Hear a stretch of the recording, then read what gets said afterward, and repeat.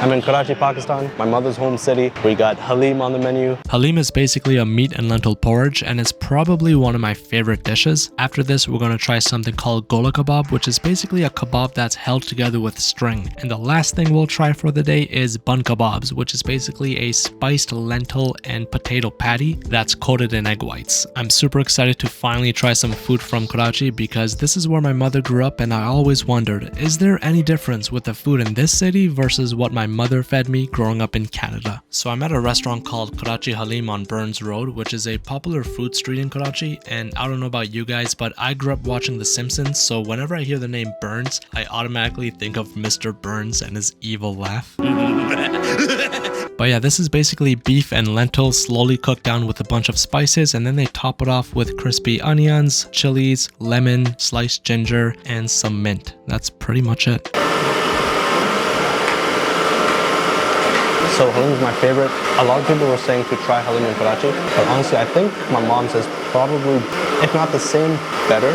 I was expecting something a bit more, but it's honestly nothing too different than what my mom makes. I wasn't missing anything out by coming here, so I'm happy to know that mama knows what she's doing. When you're done with the naan, I usually just like to scoop everything up with the spoon itself, and you can just eat this on its own, honestly. You don't even need the naan. So I'm here with the owner, Mohammed Tawfiq. He didn't let me pay. I tried throwing money at him. He didn't accept it. He's a nice guy. And halim is good too, but it's the same thing as my mom's.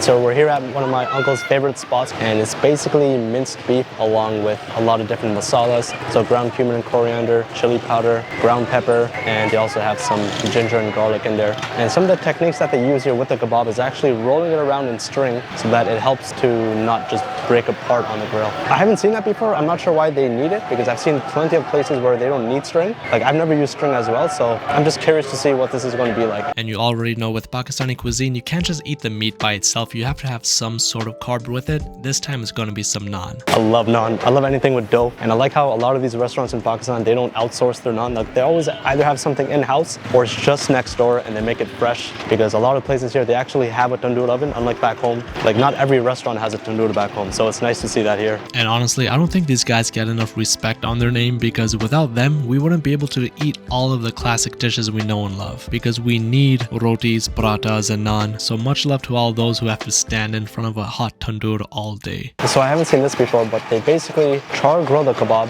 and then they melt some butter and they just mash it up in there. I don't know, it kind of seems like it's defeating the purpose of something char grilled. I don't know, maybe it's going to taste good. Or I guess you can still get the smokiness from the char grill flavor, and then it's basically minced meat at that point.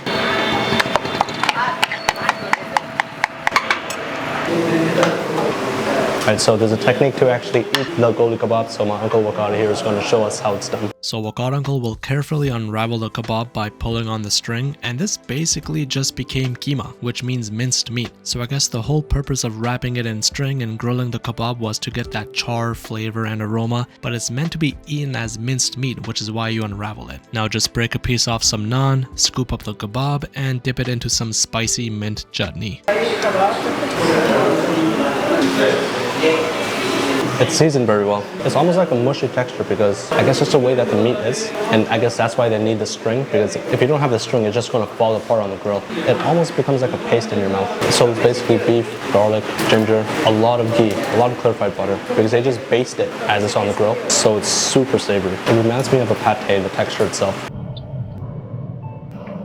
So we just stepped out of Burns Road and we're going to be trying out some Bun Kabob, which is basically a slider. I've typically seen these as sliders, but I'm at a place called Nursery Super Bun Kabob, and they use full-size buns here. And a Bun Kabob is basically a dish where a spiced lentil and potato patty gets coated in egg whites like my man is doing here, and then cooked on a stovetop with clarified butter. And that cooked patty is what you use to make the burger. I was first introduced to Bun Kabobs by my uncle Nanamamu years ago when my family and I would visit him at his apartment in Toronto. He would make them for the whole family, and my cousins and I would just eat them up. So they got a pretty good setup here. They got the guy making the eggs, people adding all the different ingredients into the buns, same guy's toasting the buns as well. But apparently here, I think they're also giving the Bun Kabob a fried egg, which I've never seen before.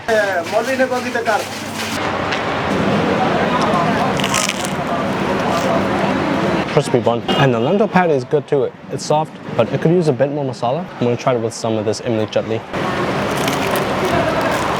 Yeah, you need the tamarind chutney. And without the tamarind chutney, it doesn't really have that spice, or like it just seems like it's missing without it. Usually tamarind chutneys are a bit sweet, but this one is a bit more spicy than usual, which is nice. I don't know, but honestly, shout out to my uncle Nanamamu. I think he probably makes the best bun kebabs. I don't know if this is better than his, honestly.